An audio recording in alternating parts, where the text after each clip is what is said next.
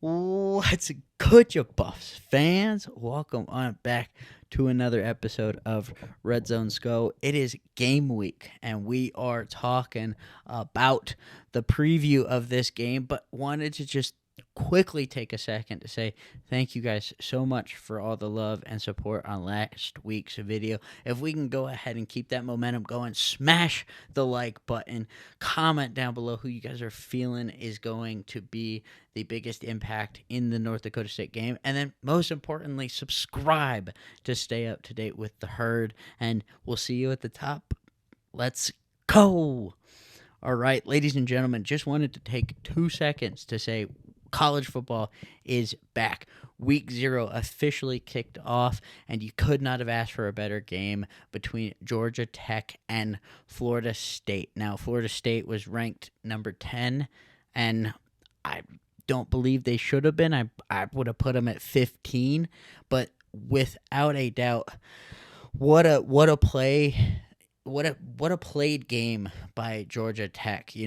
From the start, established the run in the rain, just played phenomenal and outplayed the Florida State Seminoles to win that game. And honestly, Florida State gave them a little bit too much time in the fourth quarter to come back and drive down the field and kick the game-winning field goal. And that's just on them. So, hey, credit to Georgia Tech, great game. But without further ado, let's jump on into North Dakota State preview. Now, I'm going to go ahead and be very upfront. I figured there's a lot of videos out there talking about what Colorado needs to do in order to win. I'm going to take it a different approach. I think that there are quite a few videos out there talking about from the perspective of where North Dakota State believes they can win. And I'm going to counter those. I think that there is some slight differences in where North Dakota State needs to be in order to compete with the Buffaloes. Now, had this been 2 years ago, I'm saying North Dakota State's coming in and whooping CU's butt. But Colorado with Deion Sanders is a different team. And I'll go ahead and kind of just highlight the fact that we're going to go ahead and compare coaches here.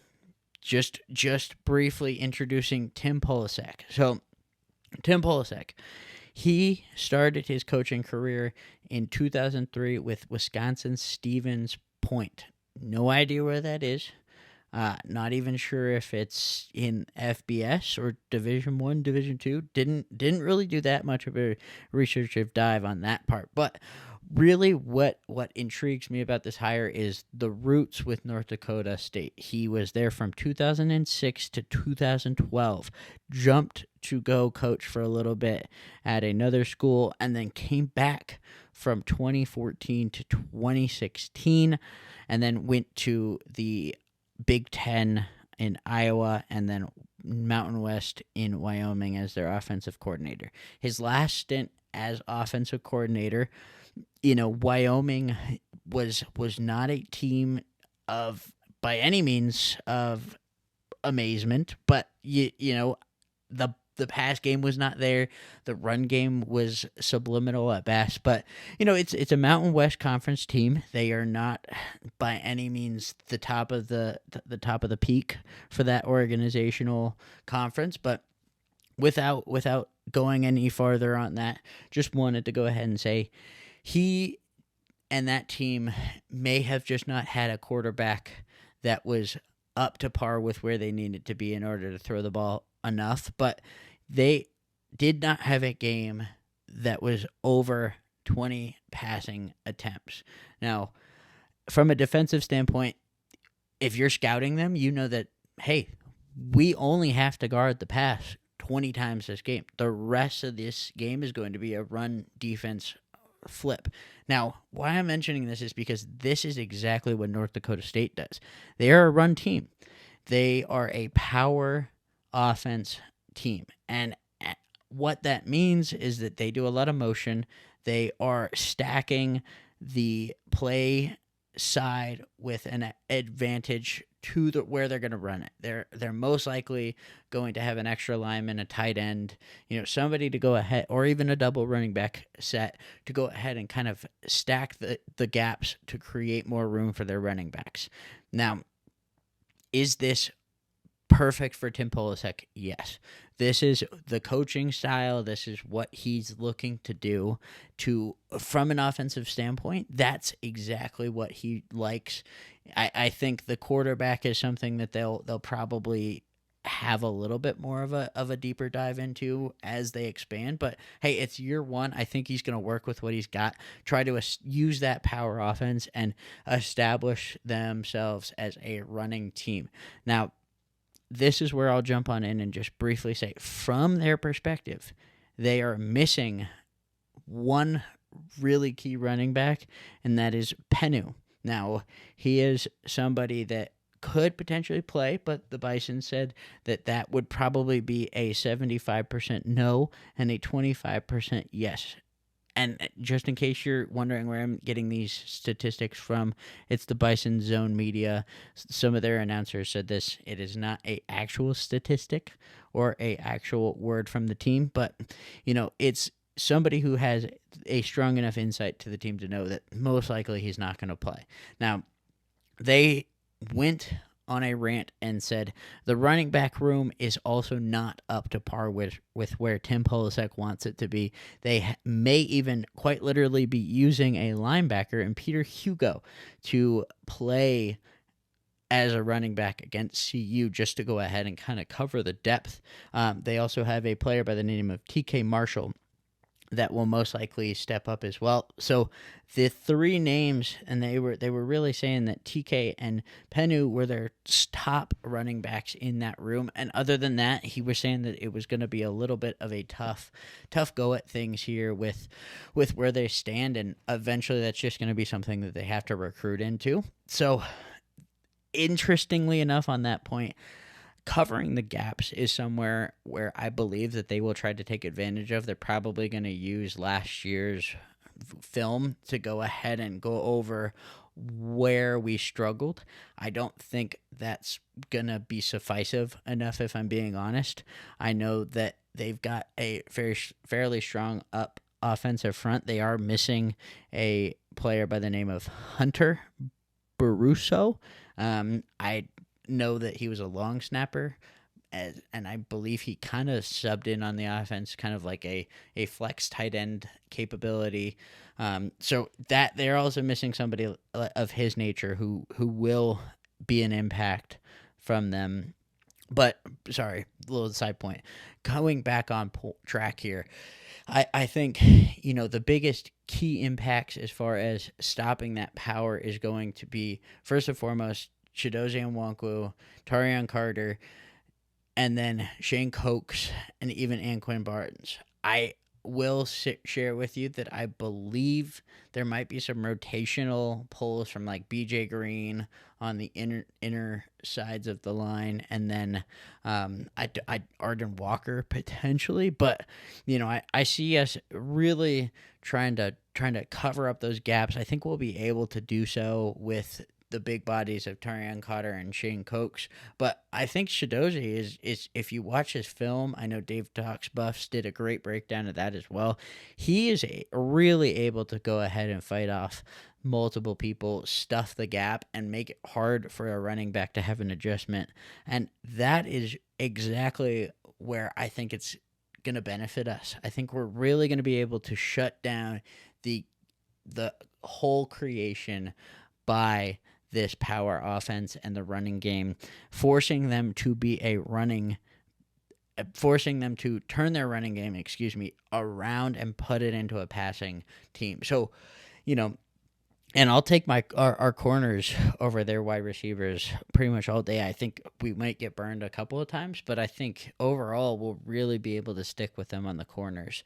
Now, the other aspects here is that we are going to be really, really needing to adjust our linebacker play this season, and I think we've addressed that. I believe that we brought in a linebackers coach to help address those issues. Now, he coached at Michigan and he worked at Alabama last year as well. So obviously kind of got the short end of the stick there with leaving Michigan to go coach, but it's really all about development from you as a coaching perspective. I think him coming here is going to really help us. I mean, if you've watched the Well Off Media videos last week, you saw him helping and working with, even today as well, even working with the linebackers to address, hey, we need to be able to shoot these gaps, address the run, and handle it. You know, I don't see this quarterback being that big of a threat to us down the field.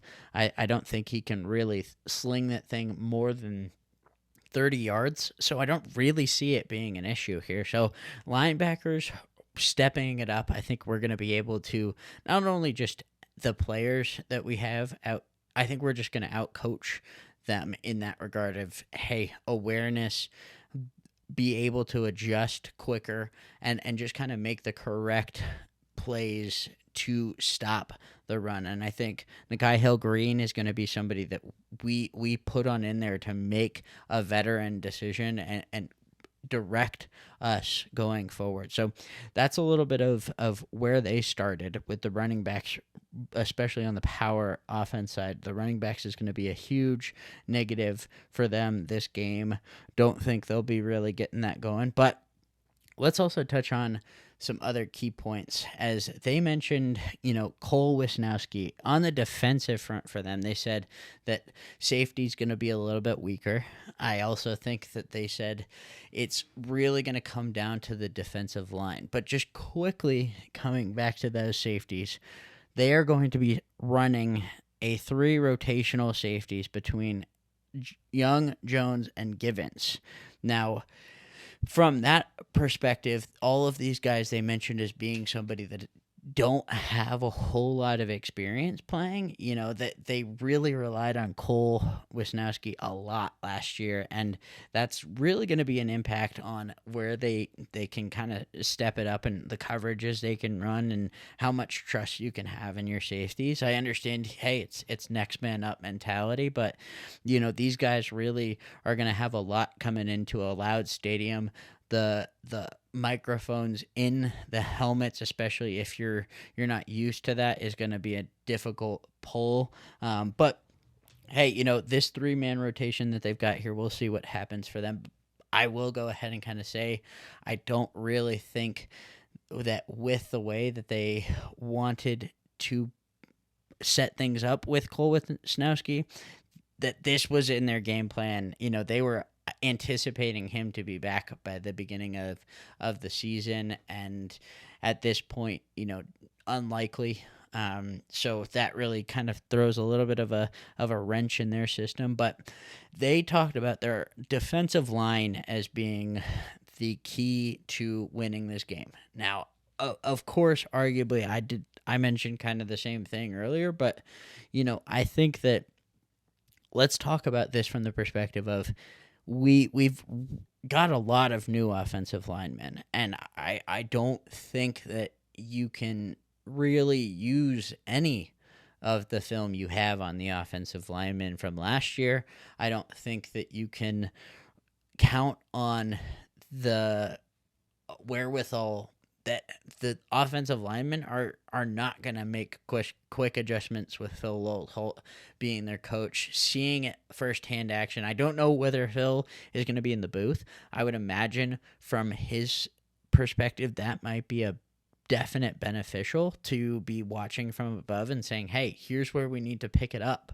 Here's where we need to move around a bit. So I'm sure we'll see him on the sidelines, but it would make sense as well if he wanted to be up in the booth. So we'll see where that goes. But I think that the offensive line is really going to be able to stop these guys defensively. I know they have some big boys up front there at North Dakota State defensive line, but I really don't see this team being able to interfere with what Colorado's trying to do in establishing the run.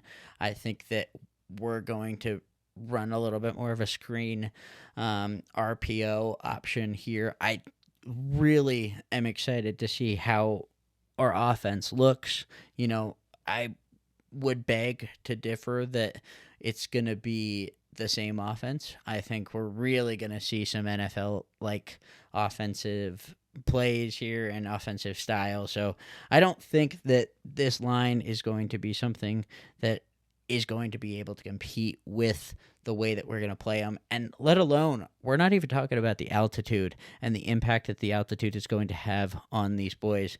It's a different story when you're playing here and the tempo's up and you're in the fourth quarter. You're tired. The altitude. This is the first time the Bison will have played here, and I know there's a bit of altitude there, but it's a bit of a different story when you're running in Colorado altitude. So, wanted to go ahead and just kind of say that those are the key takeaways from what I'm getting. I know for a fact that obviously the Bison are saying that they're a little bit more banged up than they would like to be going into this game, so it might be a little bit more of a blowout than originally anticipated. But I think this is going to be a really good game for Colorado to start out with. Have to play sound core football. Very excited to see where we go from here, but I think it's a good setup for us to learn where we need to go for Nebraska, Colorado State, and we'll see what happens. But thank you guys for tuning in. Once again, hit the like button for game week, subscribe down below, and then let me know what your guys' thoughts are in the comments, and let's go!